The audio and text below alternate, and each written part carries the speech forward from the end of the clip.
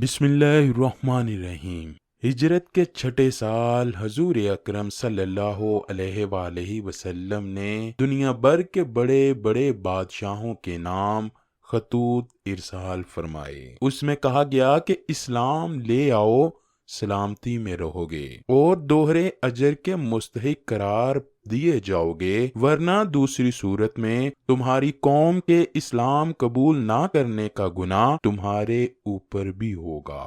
اس کے بعد آل عمران کی آیت 64 لکھی گئی اور خطوط کے آخر میں آپ صلی اللہ علیہ وآلہ وسلم کی مہر مبارک لگائی گئی۔ یہ خطوط جامعیت و اختصار کے حسین امتزاج کا عظیم شاہکار تھے۔ آپ صلی اللہ علیہ وآلہ وسلم نے 7 ہجری کے ابتدائی دنوں میں ایک خط شاہ مصر و اسکندریہ کو لکھا جس کا نام جریح بن متی قبطی تھا اور اس کا لقب مقوقس تھا۔ حضرت حاطب بن ابی بلتہ رضی اللہ تعالی عنہ کو ان کے پاس بھیجا گیا۔ رسول اللہ کا نامہ مبارک لے کر حضرت حاطب بن ابی بلتہ رضی اللہ تعالی عنہ شاہ مقوقس کے دربار میں پہنچے اور متانت کے ساتھ ان کو جا کر کہا، اے شاہ مقوقس، آپ سے پہلے اس ملک میں ایک شخص گزرا ہے جو اپنے آپ کو رب اعلیٰ سمجھتا تھا۔ اللہ نے اسے نشان عبرت بنا دیا، لہٰذا دوسرے سے عبرت حاصل کرو، ایسا نہ ہو کہ دوسرے تم سے عبرت حاصل کریں۔ اس موقع پر مقوقس اور حضرت حاطب رضی اللہ تعالی عنہ کے درمیان مکالمہ ہوا جو حاضر خدمت ہے۔ مقوقس کہنے لگا، مجھے محمد کے بارے میں بتائیے، کیا وہ اللہ کے نبی ہیں؟ حاطب بن ابی بلتہ فرمانے لگے، وہ نبی ہی نہیں بلکہ اللہ کے رسول بھی ہیں۔ مقوقس کہنے لگا، اگر وہ واقعی اللہ کے رسول ہیں تو پھر کیا وجہ ہے کہ جب ان کی قوم نے انہیں اپنی بستی یعنی مکہ سے نکالا تو انہوں نے اس کے لیے اللہ کے عذاب کی بد دعا کیوں نہیں کی؟ حاطب بن ابی بلتہ فرمانے لگے، کیا آپ حضرت عیسیٰ علیہ السلام کو اللہ کا رسول نہیں مانتے؟ مقوقس کہنے لگا، مانتے ہیں۔ حاطب بن ابی بلتہ فرمانے لگے، تو پھر آپ ہی بتائیے، جب ان کو قوم نے انہیں چاروں طرف سے گھیر لیا اور انہیں سولی دینے کا ارادہ کیا اور پھر اللہ انہیں آسمان پر اٹھا کر لے گیا تو انہوں نے اس بات کی دعا کیوں نہیں کی کہ ان کا رب بنی اسرائیل کو ہلاک کر دے؟ شاہ مقوقس کہنے لگا، آپ ایک حکیم عقل مند آدمی ہیں اور ایک حکیم دانا آدمی کی طرف سے آئے ہیں۔ میں محمد صلی اللہ علیہ وآلہ وسلم کے لیے یہ تحفے آپ کے ساتھ بیچتا ہوں، اور یہ نگہبان مبور نام تھا جو آپ کے علاقے تک آپ کی نگہبانی کریں گے۔ اس کے بعد رسول اللہ کے نام ایک خط کا جواب لکھا جو اس طرح تھا، محمد بن عبداللہ کے حضور من جانب مقوقس عظیم القبط، اما بعد، میں نے آپ کا گرامی نامہ پڑھا اور جو کچھ اس میں تحریر تھا اور جس کی آپ نے دعوت دی میں نے اسے سمجھ لیا ہے۔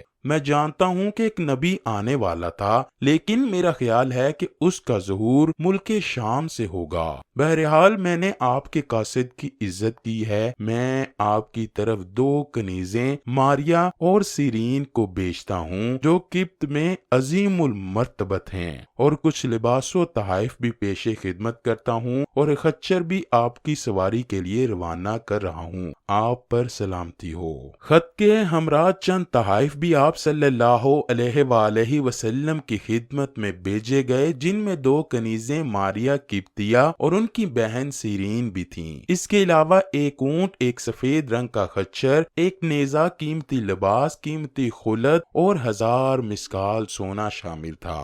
بعض روایات میں یہ بھی ملتا ہے کہ شاہ مقوقس نے ایک معالج بھی ساتھ بھیجا جسے رسول اللہ نے یہ کہہ کر واپس بھیج دیا کہ ہم لوگ سخت بھوک کے وقت کھانا کھاتے ہیں اور ابھی بھوک باقی ہوتی ہے، ہم کھانے سے ہاتھ اٹھا لیتے ہیں۔ حضرت حاطب رضی اللہ تعالی عنہ کی کوشش تھی کہ وہ اپنے آقا و مولا صلی اللہ علیہ وآلہ وسلم کی امانتیں جلد سے جلد حاضر خدمت ہو کر پہنچا دیں، لیکن خواتین کی ہمراہی کی وجہ سے وہ اس برق رفتاری سے چل نہیں سکتے تھے۔ یہ مختصر سا قافلہ منزلوں پر منزلیں طے کرتا ہوا مدینہ منورہ کے قریب تر ہوتا جا رہا تھا۔ دوران سفر حضرت حاطب بن ابی بلتہ ان کے سامنے اسلام کی حقانیت بیان کرتے رہے اور رسول اللہ کے بارے میں بھی بتاتے رہے۔ بالخصوص دونوں خواتین بڑے غور سے باتیں سنتی رہیں۔ اگر کسی مقام پر کوئی بات سمجھنے میں دشواری محسوس کرتیں تو استفسار کر لیتیں۔ وہ سمجھ گئی تھیں کہ دین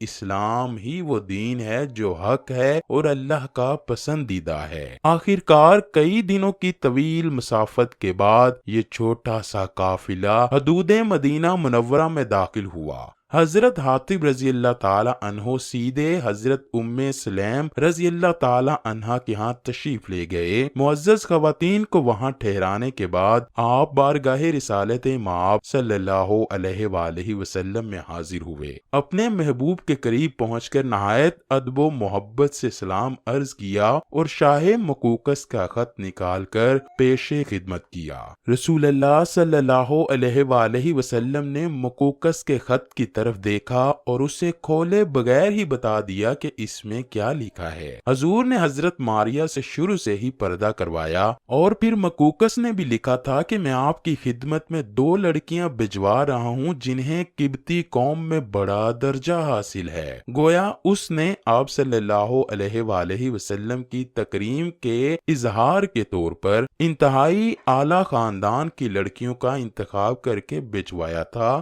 نہ کہ غلاموں کی مارکیٹ سے خرید کر۔ حضرت ماریہ قبطیہ کو حضرت عائشہ رضی اللہ تعالی عنہا کے پڑوس میں حضرت حارثہ بن نعمان رضی اللہ تعالی عنہ کے مکان میں ٹھہرایا گیا۔ اگرچہ ماریہ قبطیہ کنیز تھیں لیکن اس کے باوجود آپ کو دیگر ازواج مطہرات کی طرح پردہ میں رہنے کا حکم دیا گیا۔ نبی کریم صلی اللہ علیہ وآلہ وسلم نے دونوں بہنوں کو ایک ساتھ اپنی غلامی میں جمع کرنا پسند نہ فرمایا اور ان دونوں میں سے کسی ایک کے انتخاب کے لیے بارگاہ الہی میں دعا کی، اے اللہ اپنے نبی کے لیے ایک کو منتخب فرما۔ چنانچہ حضرت ماریہ قبطیہ رضی اللہ تعالی عنہا کو اللہ پاک نے اپنے حبیب کے لیے یوں منتخب فرمایا کہ جب آپ صلی اللہ علیہ وآلہ وسلم نے دونوں کنیزوں پر اسلام پیش کیا تو حضرت ماریہ قبطیہ نے فوراً اسلام قبول کر لیا، جبکہ آپ کی بہن حضرت سیرین رضی اللہ تعالی عنہا نے کچھ دیر بعد اسلام قبول کیا۔ پھر حضرت سیرین کو آپ علیہ السلام نے حضرت حسان بن ثابت کو ہبہ کر دیا، جن سے حضرت عبد الرحمن بن حسان پیدا ہوئے۔ حضور اکرم صلی اللہ علیہ وآلہ وسلم حضرت ماریہ قبطیہ رضی اللہ تعالی عنہ کو بہت پسند فرماتے، آپ رضی اللہ تعالی عنہ پر کرم نوازی فرماتے اور علیحدہ مکان عطا فرمایا۔ رسول اللہ مختلف اوقات میں آپ کے پاس تشریف لے جایا کرتے۔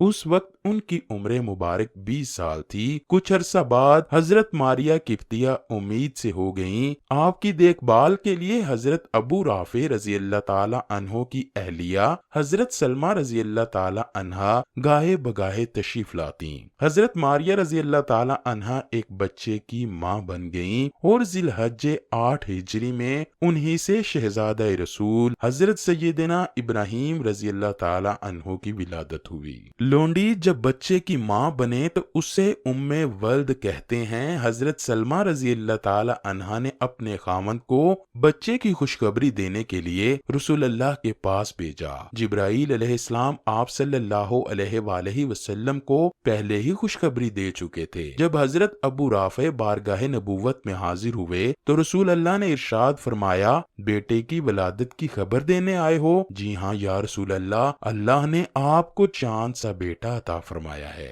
رسول کریم بہت خوش ہوئے اور ابراہیم نام رکھا۔ حضرت ماریہ قبطیہ کے ہاں بچے کی پیدائش کی خبر آنے واحد میں مدینہ منورہ کے گلی کوچوں میں پھیل گئی اور جب تمام ازواج مطہرات کو پتہ چلا تو ان کے اندر جذبہ رشک نے جگہ بنا لی۔ وہ جانتی تھیں کہ اب حضرت ماریہ قبطیہ کی قدر و منزلت ان کے آقا و مولا حضرت محمد صلی اللہ علیہ وآلہ وسلم کی نظروں میں اور بھی بہت بڑھ جائے گی۔ 7ویں روز حضرت ابراہیم کا عقیقہ کیا گیا تو 2 مینڈے ذبح کیے گئے۔ ان کا سر منڈایا گیا اور سر کے بالوں کے برابر چاندی تول کر صدقہ کی گئی اور بالوں کو زمین میں دفنا دیا گیا۔ حضرت ابراہیم رضی اللہ تعالی عنہ کی عمر مبارک جب 1 سال سے قدر زیادہ ہوئی تو ان میں اپنے والد محبوب کبریا صلی اللہ علیہ وآلہ وسلم کی مشابہت کے آثار نمودار ہونے لگے۔ رسول اللہ بیٹے سے بڑی شفقت سے پیش آتے تھے۔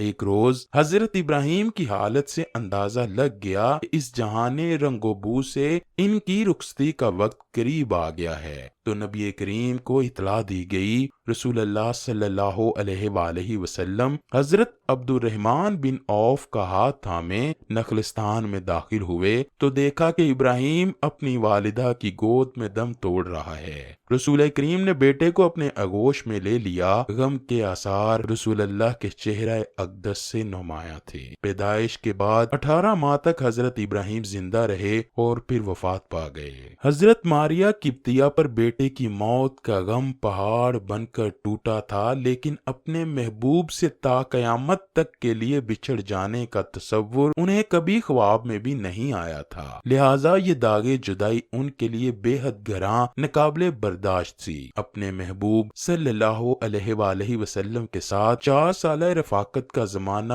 یوں لگتا تھا جیسے 4 سانسوں میں بیت گیا ہو۔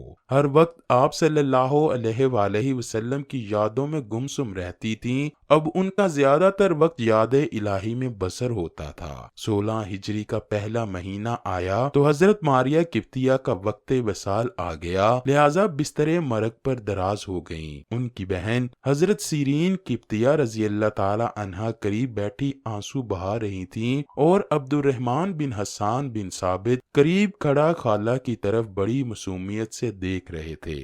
حضرت ماریہ قبطیہ نے اپنے بانجے کی طرف بڑی محبت سے دیکھا، جس کے پس منظر میں وہ اپنے بیٹے ابراہیم کو دیکھ رہی تھیں۔ ان کے سر اور گالوں پر بڑے پیار سے ہاتھ پھیرا، بہن کی طرف ایسی نظروں سے دیکھا کہ وہ تڑپ اٹھیں اور پھر آخری سانس لے کر ہمیشہ کے لیے خاموش ہو گئیں۔ اس وقت ان کی عمر مبارک 29 سال تھی۔ حضرت سیرین قبطیہ کے آنسو تھمنے کا نام نہ لیتے تھے۔ بی بی ماریہ قبطیہ کے وصال کی خبر مدینہ منورہ کے گلی کوچوں میں پھیل گئی۔ آپ رضی اللہ تعالی عنہ کو جنت البقیع میں دفن کیا گیا۔ ناظرین گرامی، حضرت ماریہ قبطیہ رضی اللہ تعالی عنہ کو اکثر مورخین اور سیرت و نگاروں نے ازواج میں شامل نہیں کیا، جو کہ غلط ہے، اور حقیقتاً ازواج مطہرات میں شامل ہیں۔ وہ حرم نبوی میں آنے والی واحد مصری خاتون تھیں۔ ان کا آبائی تعلق عیسائی مذہب سے تھا۔ وہ شاہی گھرانے سے تعلق رکھتی تھیں۔ انہیں ایک بادشاہ نے نبی کریم کی خدمت میں بھیجا تھا۔ نہ صرف یہ بلکہ ان کا ذکر مبارک اشعار کنایوں میں ہی صحیح زبور میں بھی آیا ہے۔ چنانچہ نبی کریم کے حوالے سے جو مختلف پیشن گوئیاں بائبل کے مختلف مقامات پر آئی ہیں، انہی میں سے ایک پیش گوئی یہ بھی ہے کہ تیری معزز خواتین میں شہزادیاں ہیں، ملکہ تیرے داہنے ہاتھ اوفیر کے سونے سے آراستہ کھڑی ہے۔